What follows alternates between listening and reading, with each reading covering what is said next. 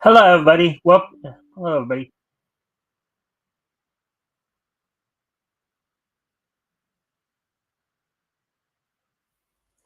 All right, welcome to the Mikestand. So, of course, we're gonna give people a chance to come in.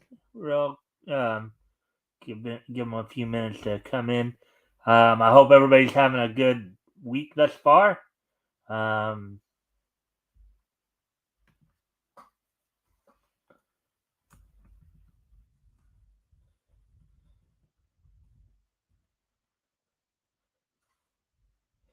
all right, let me just do one more quick little thing here before we get going. Of course, we're just gonna give people a chance to come in and um,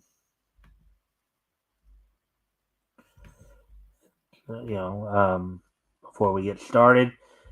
I have, basically, I do have one story for tonight.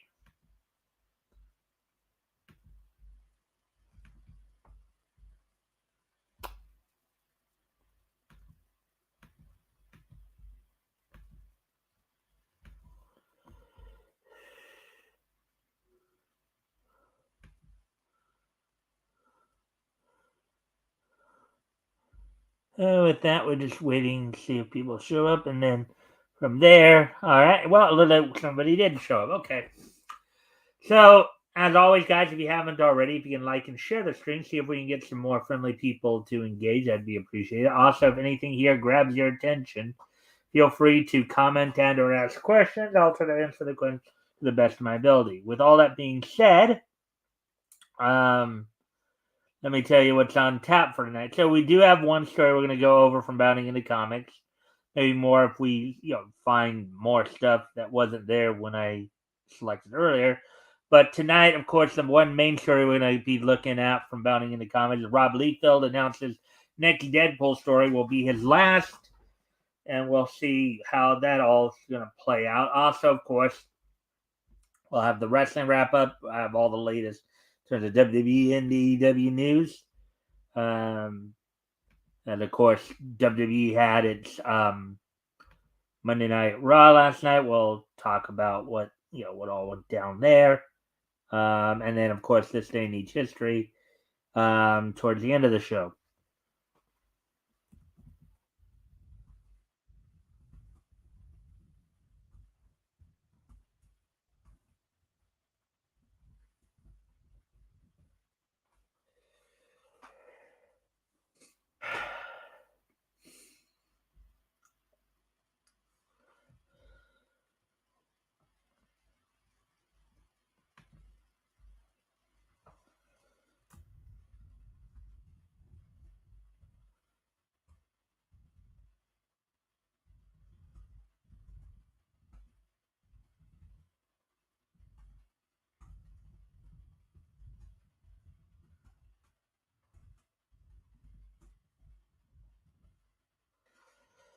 And with all that being said, why don't we go ahead and we'll give it just a couple more minutes, and then we will. And I guess I'll get started here.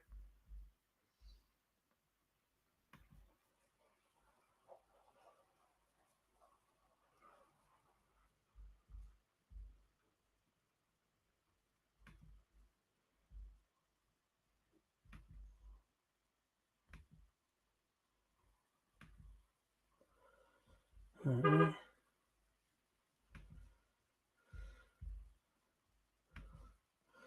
right, so let's see. All right, well, we're at the 4.5 minute mark now, so why don't we go ahead and get started then? Let me just share the screen.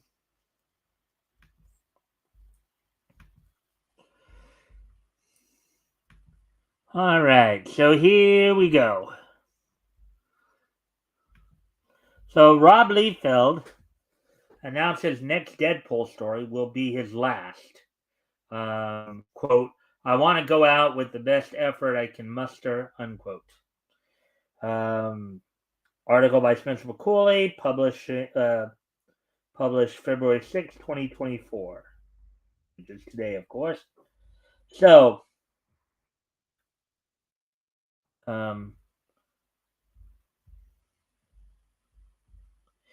in the most telling confirmation that the 90s are well and truly over, Deadpool co creator Rob Liefeld has announced that in seeking to ensure he winds down his comic book career with, quote, the best effort, unquote, possible, his next dance with the Merc with a Mouth will officially be his last. Now, of course, I think Deadpool has been commented. People have said that in the case of Deadpool, he's kind of, he's basically Marvel's answer to um, to DC's Deathstroke. For those of you who may not know. So Liefeld, who alongside writer Fabian Nicieza, um, first introduced the world to the wisecracking, red and black clad Canadian 1991's The New Mutants, Volume 1, number 98. Confirmed his retirement from the character on January 5th by a post made to his personal Twitter account, which was yesterday, of course.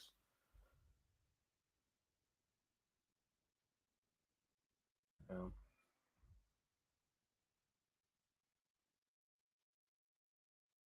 I am returning from Deadpool, unquote. He bluntly opened his announcement. Quote, Yup, after 33 years of not only introducing Deadpool, but chronicling many of his most popular adventures, time for the Deadpool Daddy to say farewell. Deadpool Daddy. It's kind of a nice way of putting it. um, One of the fun parts about getting older is you can retire from things, so here I am, unquote. But rather than just abruptly exit the Crimson comedian's adventures, Liefeld um, informed his fans that he had, quote, worked up one last crazy Deadpool yarn for the fine folks at Marvel, unquote, which the publisher, quote, responded in brackets too with electric glee, and I started producing it last month for release summer 2024, unquote.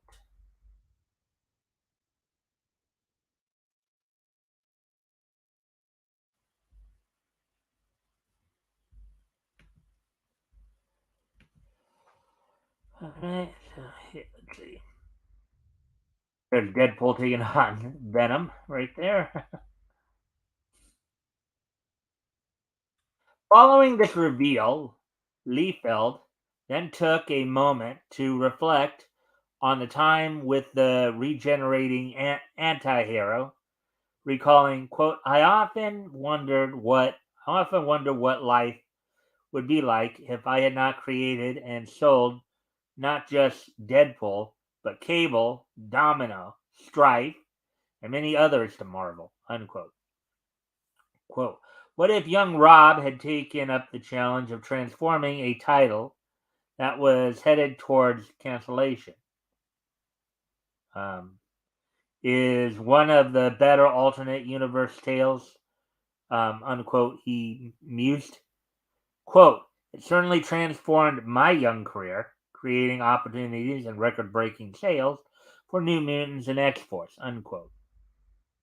So he's Canadian, probably. Well, I'm from what I understand, he's probably crossed paths with Wolverine for quite a bit, as well as Sabretooth. So there are others out there who would know a bit more about that than I would, obviously.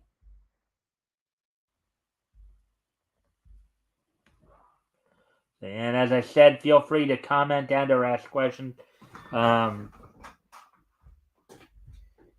if anything grabs your attention. Also, if you haven't already, if you can like and share the stream, that would be very appreciated. See if we can get some more friendly people in here to engage.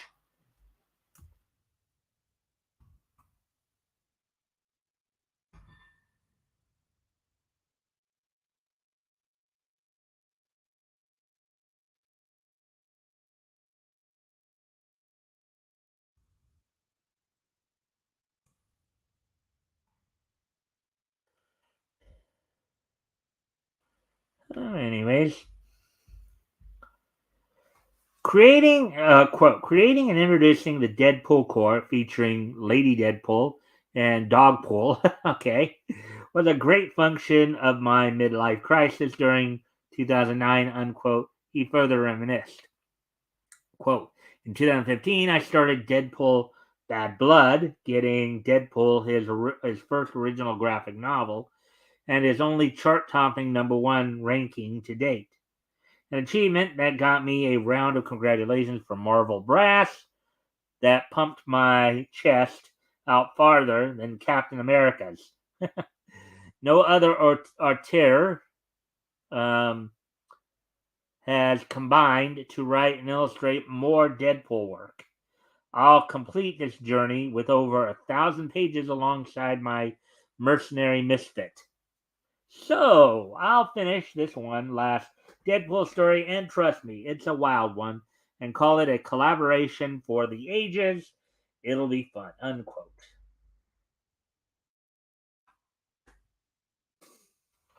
All right. So let's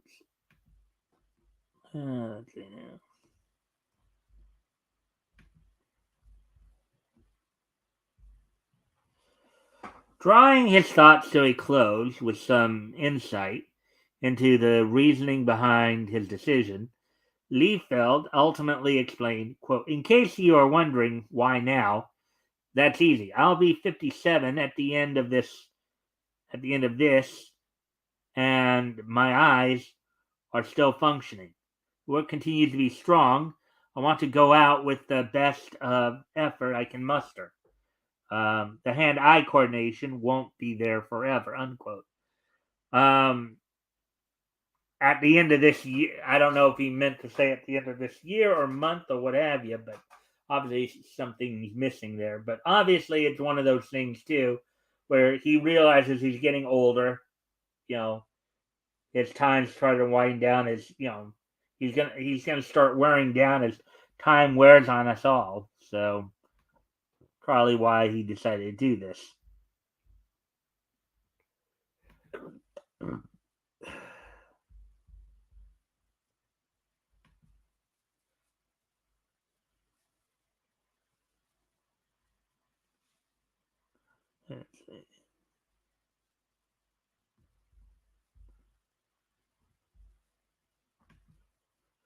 All right. So with that, let's continue on then.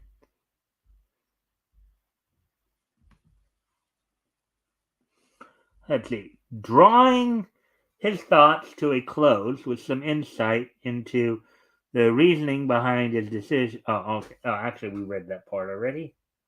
Let's move on to the next one then. I guess there's like Lady Deadpool, and I guess a whole bunch of there's Deadpool's dog right there. The Deadpool core, as it were. Quote, I'll elaborate more on this on my next uh, Observations podcast and look forward to uh, taking this journey with you. The world's greatest fans who have always provided the best support a cartoonist could ever imagine, unquote, he concluded, quote, and that is saying something, unquote.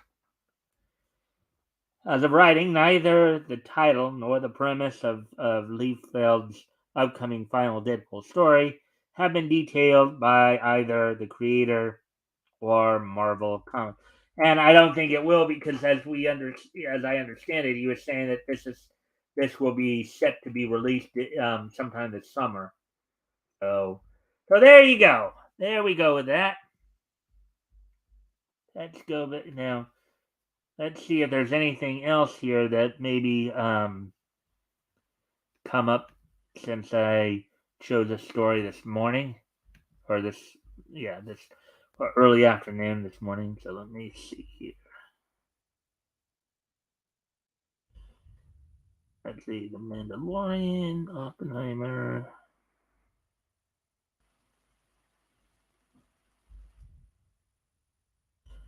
Oh, nothing here. Let's check Bleeding Fool one more time here.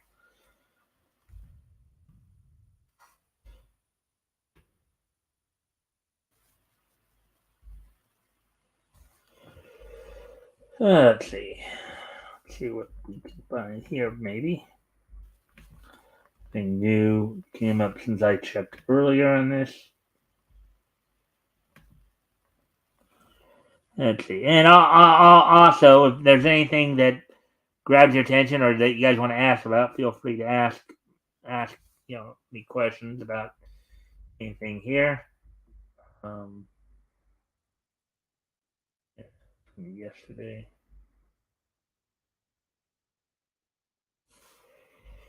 Huh.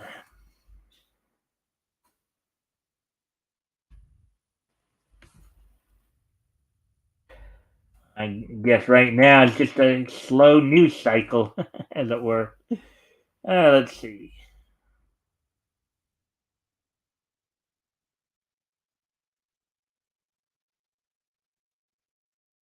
Hmm. Yeah, I guess it.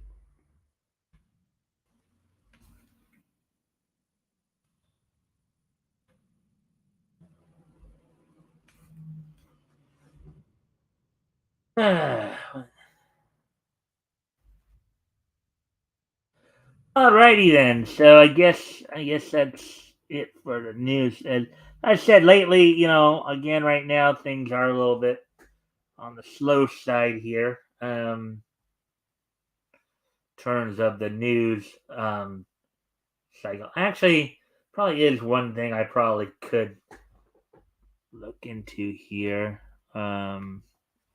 Even though normally I do most of my wrestling wrap up, but I think they did have an article.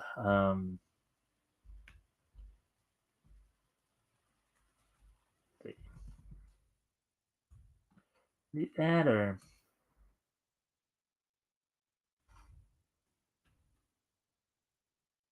well, I'll just wait to.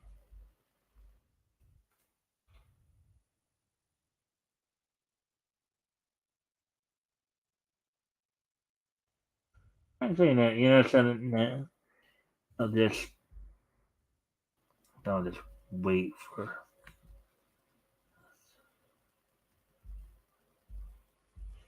All right, so let's see now. So we got quite a bit of time here. So what can I talk about then? What else can we talk about? Let's see. Let's see now. What can I pull out of my hat in terms of hmm? See, did shall I focus on voice actor actress?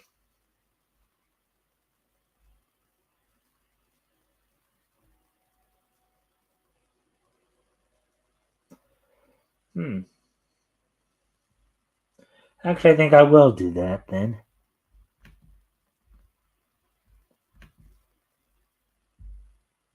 And I will look at, of course, the voice work of one Frank Welker, who we all know fully well, as primarily, of course, as the voice of Freddy in voice of Freddy in Scooby Doo, as well as of course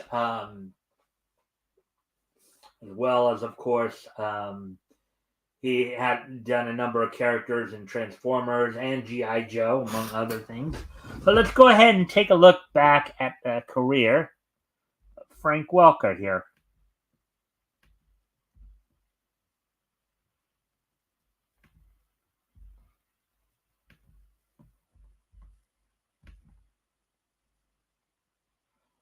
All right, so let's go ahead and look at this. Okay, so Franklin Wendell Welker, born March 12th, 1946, is an American voice actor. He began his career in the 1960s and holds over 860 film, television, video game credits as of 2023, making him one of the most prolific voice actors in history. With his films earning a total worldwide box office gross of 17.4 billion, he is also the third highest grossing actor as of 2011.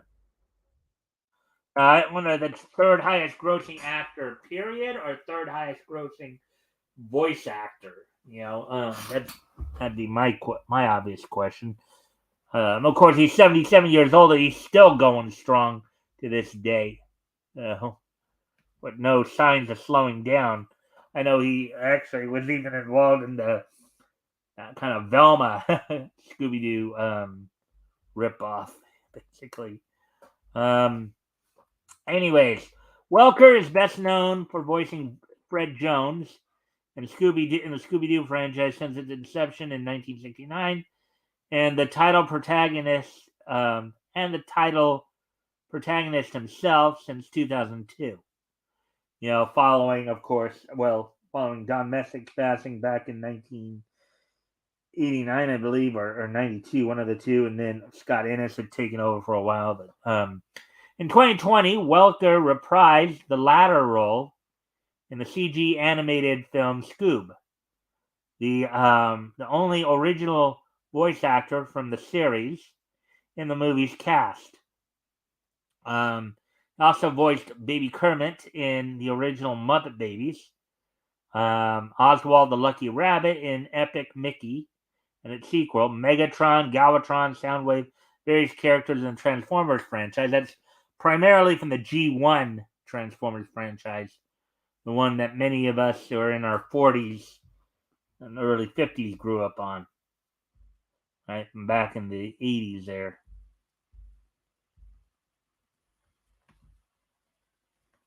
Let's see.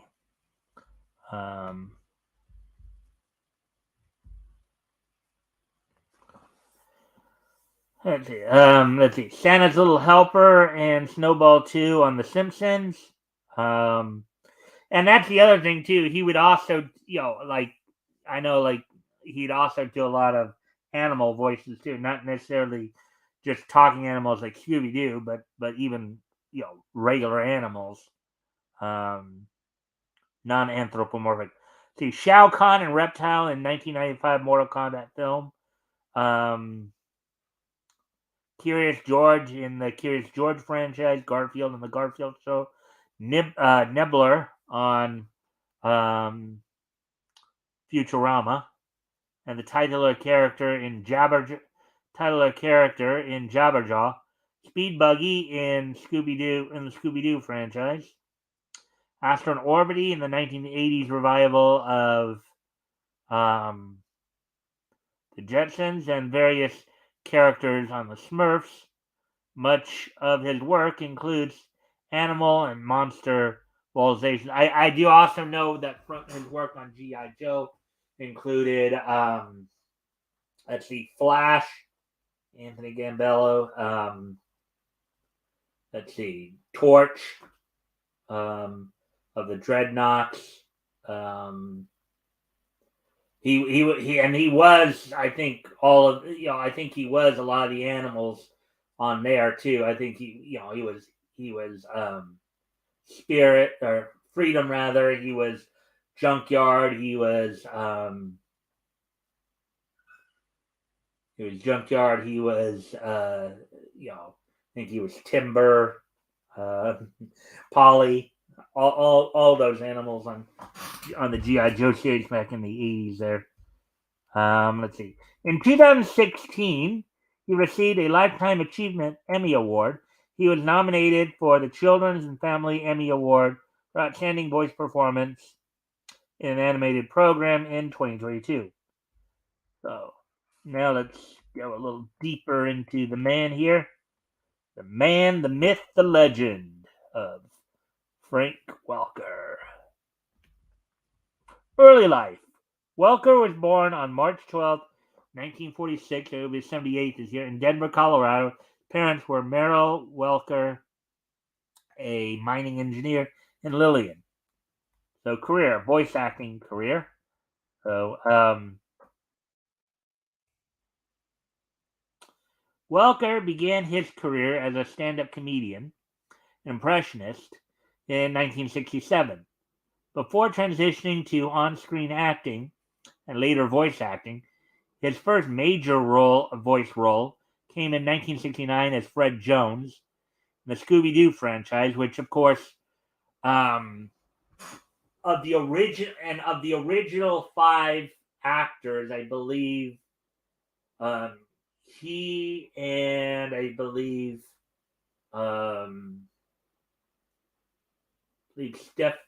Stefano Christopherson are the only ones who are still alive. Shaggy's voice actor, Casey Kasem, since passed on. Heather North, who provided the voice of Velma.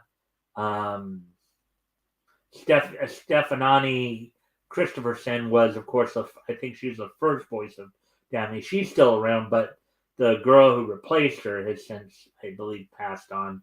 And then Don Messick, of course, who did Scooby-Doo, has also passed on. So he and Stefano Christopherson are, out of the original cast members, are the only ones who are still with us. So, see. And again, feel free to comment and or ask questions. I'll try to answer the questions to the best of my ability. If you haven't already, of course, feel free to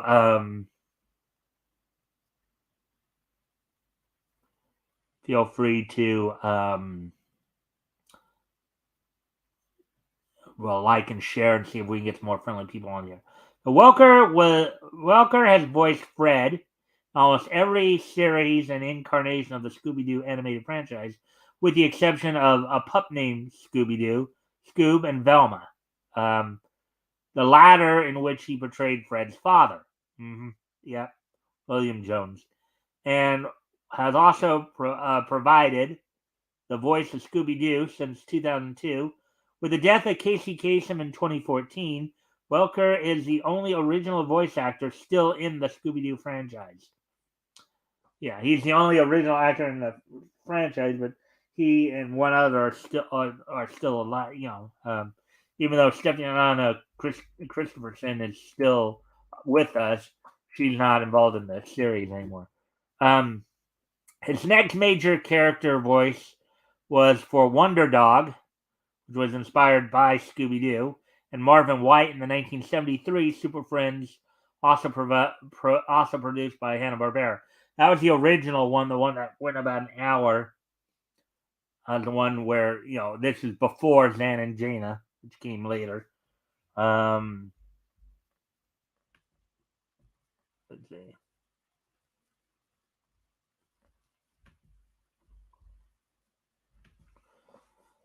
Let's see. That same year, he played Pudge and Gabby on DePatie Frayling Enterprises animated series Bailey's Comets. Welker continued to provide voices for many characters for Hanna-Barbera for several years, which include Jabberjaw, Dynomutt, the Dog Wonder, and Shmoo on the new Fred and Barney show, and its spin-offs, the Flintstones comedy show. Frank Welker described the voice he used for Shmoo as a bubble voice, in parentheses, one he later used for Go-Go Dodo and Tiny Toon Adventures. Yeah. I mean, he's basically been around.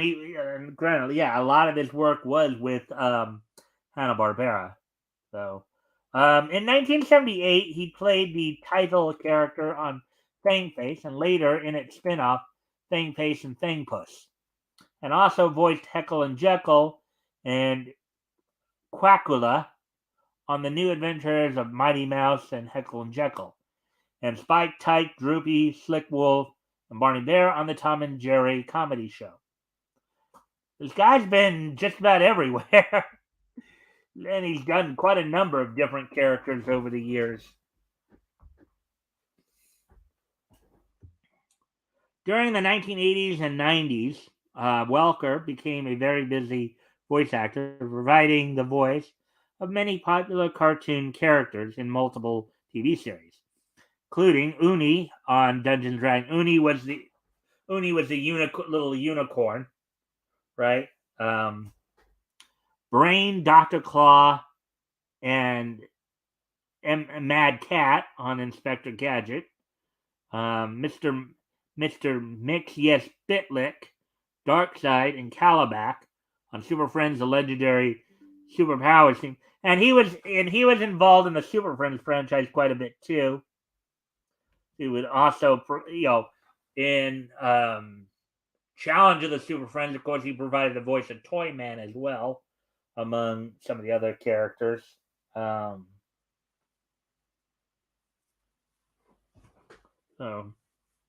let's see. Who else? Let's see. Iceman and various characters on Spider-Man and His Amazing Friends. Baby Kermit, Baby Beaker, and various other characters on Muppet Babies. Muppet Babies, all I do. Wild Bill, Dreadnought, Torch, and various G.I. Joe heroes and villains, which I was just telling you about. Scooter on Challenge of the GoBots. Ray Stantz and Slimer in the real Ghostbusters. That was the one based on the live action movie, not to be confused with Filmation's Ghostbusters. The villainous Dr. Jeremiah Surd on The Real Adventures of Johnny Quest. Bubba the Cave Duck and two of the Beagle Boys, Big Time and Baggy, on DuckTales. Multiple voices on the Smurfs, including Hefty Smurf, Poet Smurf, and Pee Wee, and various characters on Captain Marvel. I mean, he's done so much work that you could probably hear him and you'd know that it was him. You know, that's how much this guy gets around, right? And how much this guy gets around. Let's see. He also voiced various characters on The Simpsons, such as Santa's Little Helper, Snowball 2, and various other animals from 1991 to his departure from the show in 2002. Welker provided both the speaking voice and animal sounds for Nibbler on Matt Groening's Futurama. He provided the voices for Mr. Plotz, Runt, Ralph the Guard, Buttons, and other characters on Animaniac. Go-Go Dodo, Furball, Beeper, and others on Tiny Toon Adventures. Hector the Bulldog on Sylvester and Tweety Mysteries. Again, going back to, well, in this case, going back to Warner Brothers, in that particular case. Let's see, Tomcat, Jerry Mouse, and McWolf, the main antagonist to Droopy, and his nephew Dripple on Tom and Jerry Kids show and Droopy Master Detective. He also voiced Gus Goose, Salty the Seal, Figaro, Pegasus from Hercules, Abu the Monkey from Aladdin, Araquan Bird, and Tricky from Mulan in the House of Mouse from 2001 to 2003. Guy's been around, hasn't he, for all these years? I mean, think about it. His career started back in 1969. We're into 2024 here. So 60s, 70s, 80s, 90s, 2000s, 10s, 20s. 7 decades. The man's career has spanned 7 decades. Pretty impressive there. And at 77, he'll be 78 like in a couple months here. He's still going strong, right? With no signs of slowing down anytime soon. Let's see. All right.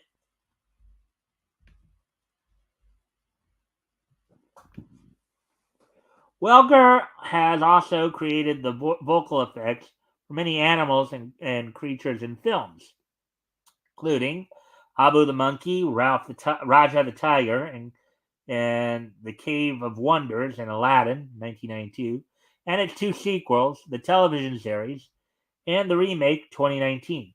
Arnold the Pig in the television film Return to Green Acres, 1990. The Whales in Free Willy 2, The Adventure Home, Shao Kahn and Reptile in the Mortal Kombat movie in 1995, The Martians in Tim Burton's Mars Attacks, and the Penguins in Mr. Popper's Penguins 2011. He performed Spock's screams in Star Trek 3, The Search for Spock, 1984, and voiced the Thing in The Golden Child. Jinx the Robot in Space Camp, 1986. Totoro in the 2005 English version of Studio Ghibli's film My Neighbor Totoro. So he did some dub work too. 1988. Alien Cell in Species, 1995. Malabolia in Spawn. And Gargamel's cat Azrael in Sony Pictures animations live action animated film versions of the Smurfs. It wouldn't surprise me if he did Azrael in the original Smurfs cartoon as well, as he was again part of the cast there, so it was likely he probably did. Let's see. In 2006, he began voicing George in the popular children's series Curious George.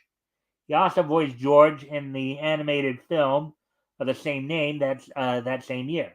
2007, Welker became the new voice of Garfield following Bill Murray's departure from the role, succeeding the original actor Lorenzo Music, who died in 2001.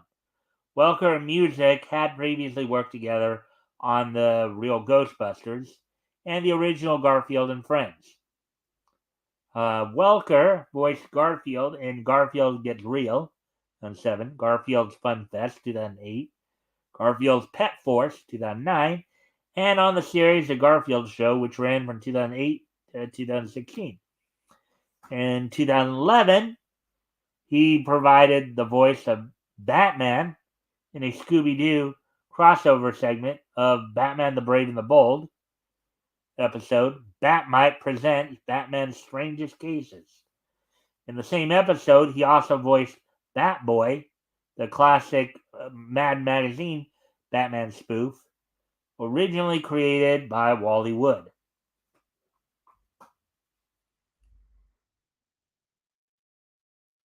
Welker has also provided voices for many video game characters, most notably Disney's Oswald the Lucky Rabbit and the Shadow Blot in Epic Mickey, and its sequel, Epic Mickey 2, The Power of Two, as well as Zurvan, also called the Ancient One, in StarCraft 2, Heart of the Swarm.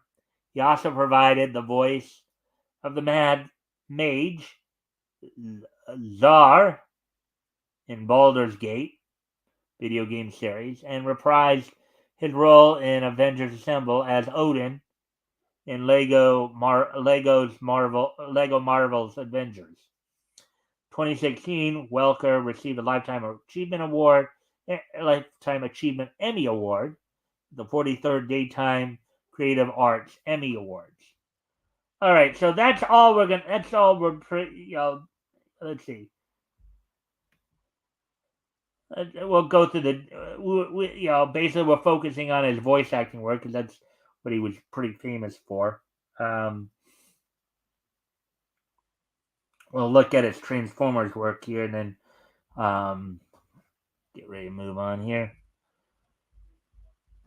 So, Transformers. In the 1980s, Welker voiced many recurring characters in the original Transformers animated series. He voiced several Decepticons, including the leader, Megatron, Soundwave, Skywarp, Mixmaster, Rumble, Frenzy, Ravage, and Ratbat, as well as Autobots Mirage, Trailbreaker, and Sludge. He, of course, would also do Galvatron as well. Actually following Leonard Nimoy's portrayal of him in Transformers the movie. He took on the role of Wheelie in the Transformers the movie 1986, and in the post-movie episodes took over the role of Galvatron from Star Trek 3 castmate Leonard Nimoy, and also voiced Chrome Dome and Pinpointer. In 2010, Welker reprised the roles of Megatron and Soundwave in the series Transformers Prime, retitled Transformers Prime Beast Hunters, for its third season, and Transformers Generation 1 video game Transformers Devastation. In Prime, Welker significantly altered Megatron's voice from his Generation 1 portrayal to sound more sinister. In the 2015 follow-up series, Transformers Robots in Disguise, Welker once again reprised his role as Soundwave, who has broken his vow of silence since the events of Prime.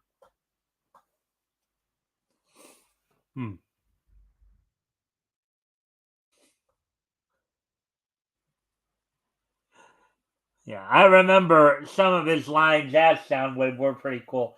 Like I remember in an episode Autobot, Frank delivered the line for Soundwave, all shock or all talk, no shock, when he was battling Blaster, who was voiced, of course, by the late great Buster Jones. Welker returned to two of his Transformers roles when he portrayed Megatron and Soundwave as part of a spoof in a third season episode of Robot Chicken, which aired shortly after the release of the first installment of the live action film series. In the second installment film, Transformers Revenge of the Fallen, 2009, he joined the voice cast and reprised his roles of Soundwave and Ravage, and also provided the voices of Grindor, Devastator, who was originally done by Arthur Burghardt in the original cartoon, and Reedman. He again reprised his role as Soundwave and took on the roles of Shockwave, who was originally done by Corey Burton in the original cartoon, and Barricade. In the third film, Transformers Dark of the Moon, Transformers Age of Extinction, 2011-2014, he reprised his role as Galvatron, albeit with a voice similar to the portrayal of Megatron in Transformers. In other words, not in that kind of like, about to have a mental breakdown. Or Welker does not voice Megatron in the first three live action films. In parentheses, Hugo Weaving was chosen for the role instead. However, he did voice Megatron in two video games based on the first two films, as well as theme park attractions at Universal Studios Singapore, Universal Studios Hollywood, Universal Studios Florida, Transformers: A Ride. In the first installment of the film series Transformers: The Last Knight, he finally reprised his role of Megatron, once again utilizing his Transformers Prime version of the character's voice. And also, and I think in some of these later live action movies, he once again was, of course, starring opposite of Peter Cullen, as I think Peter Cullen they brought in to do Optimus Prime's voice for many of those movies as well. So he was working, opposite of him once again, like he had before. As of 2019, Welker continues to occasionally voice Megatron on for various Transformers media, alternating between his Generation 1 and his Prime portrayals. So now looking into his personal life a little bit here.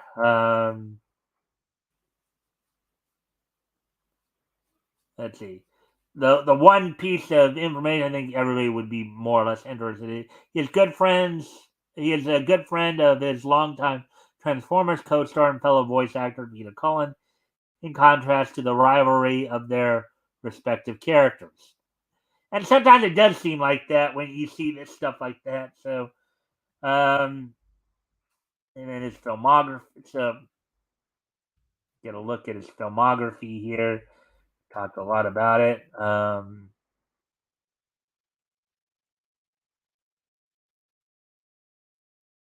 of the movies he's been in, of course, the first movie he was apparently was in, The Incredible Shrinking Woman, Sidney the Gorilla.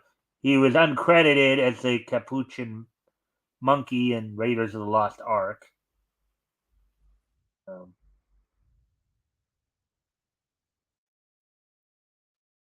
he was Turok in Troll, the movie Troll. In the opening move, in the basically the premiere movie for GoBots, Battle of the Rock Lords. He was Scooter, Xenon, Rescue, Pulverize, Stick, and Nerifluent. So Transformers the movie, of course. He was Megatron, Rumble, Wheelie. He was basically all the cassettes for Soundwave, among others. He was one of the Junkions.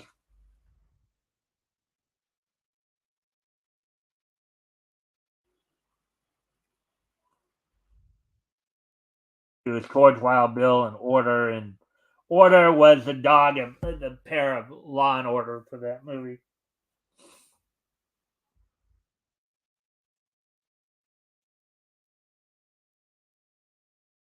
Yeah, these are all the movies he's done.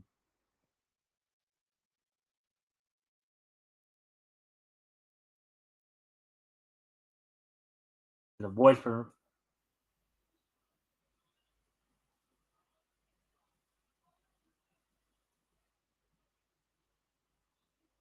a list of voice performances. Scooby Doo, again, as noted, he was Fred Jones throughout the entire series, and later, Bam Bam Rubble, and a Jabba Jaw. Let's see. Again, he was in a lot of stuff here. Events, Rose.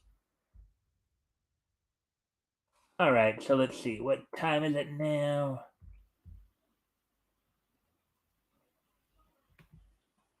Let's see. Yeah, well, 47 minutes into this. Okay. Yeah, so it probably is a good time to. All right, so we'll get into the wrestling wrap up here. Now that we've through all that.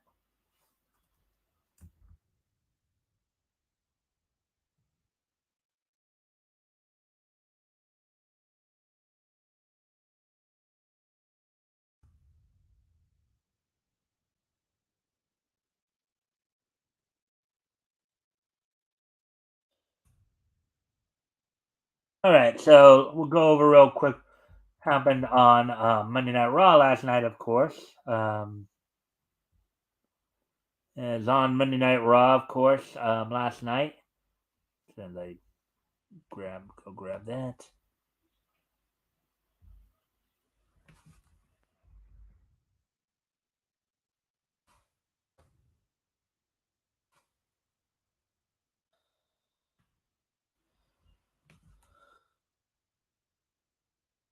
So the opening match saw in a number one contendership qualifier fatal four way for the unified tag team titles. DIY Tommaso Ciampa and Johnny Gargano defeated the New Day of Kofi Kingston and Xavier Woods, Imperium of Ludwig Kaiser and Giovanni um, Vinci, and then the Creed brothers, Brutus and Julius Creed. In an elimination chamber Perth qualifying match, Becky Lynch defeated Shayna Baszler.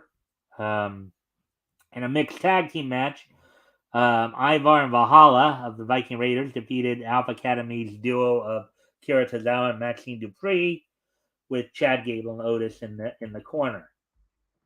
Miz defeated JD McDonough at Dominic Mysterio in his corner.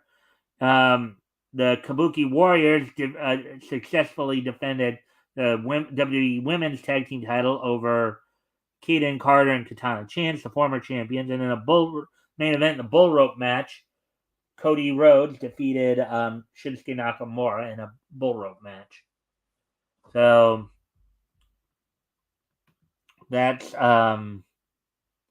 let's see, that's what we have for you in terms of that. Also, on tomorrow night's Dynamite,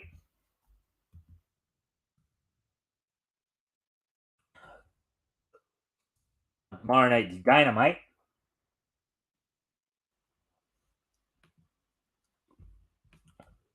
Ugh.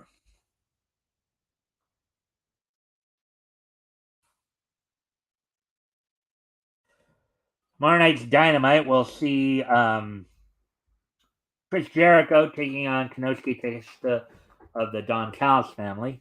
Um, CMLL will be represented as eight Hechicero, Mascara Dorado, and Volador Jr. will be taking on three members of the Blackpool Combat Club of Claudio Castagnoli, Brian Danielson, and John Moxley.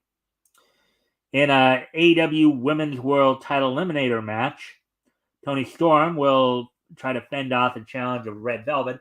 If on these eliminator matches, if the challenger wins the match, then they will get a guaranteed title shot, of their choosing at some point in the future. So, but if they lose, then they will not. So, in a number one contendership match to see who will face Samoa Joe at Revolution for the AEW World Title, Adam Page, ranked number 2 in the AEW rankings, will be taking on Swerve Strickland. Excuse me. And then in a tornado tag team match, Big Bill and Ricky Stark will be defending the AEW World Tag Team titles against Darby Allin and Sting. Allen and Sting obviously are the number one contenders, as they have been undefeated throughout their entire AEW career run in the company. So,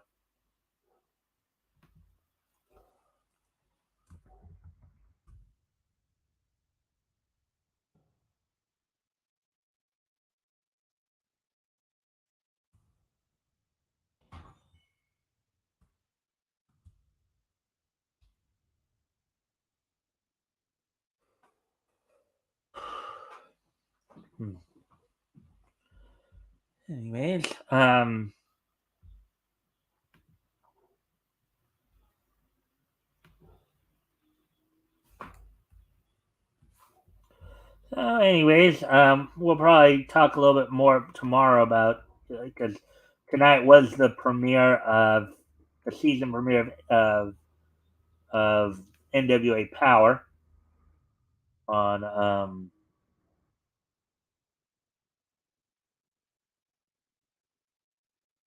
on um, on CW. So we'll probably give you guys the results of that tomorrow. So with that, why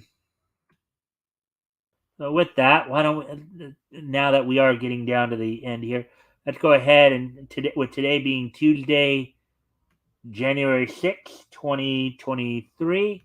Let's take a look back at this day in Nietzsche history, or 2024 rather. I'm sorry. February 6th, 2024. Let's take a look back at this day in Nietzsche history. First off, we head back 20 years ago, and on this date 20 years ago today, Nickelodeon's Little Bill, which is another animated show based on the life of Bill Cosby, as I understand it. Little Bill would finish its run on Nickelodeon on this date in 2004. 20 years ago today, Nickelodeon's Little Bill would finish its run on Nickelodeon.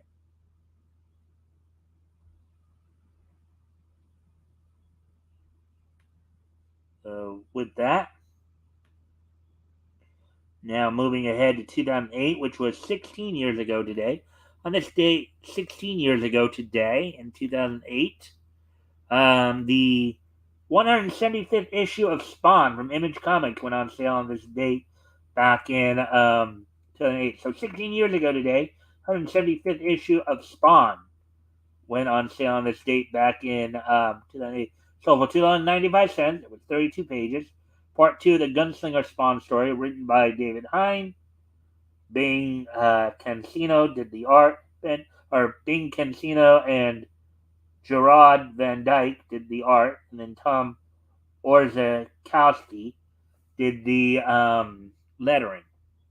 So with that, I thank everybody for being here tonight. I hope everybody enjoyed the show. We'll be back here tomorrow with more neat. Don't forget also this Friday, of course, Tim Olson will be joining me as we will be looking back to comics that went on sale in January 1940. This week we'll be looking at Novelty Presents Target Comic Volume 1, Issue 2. So I'll have, as I said, I'll have Tim Olson join me for that.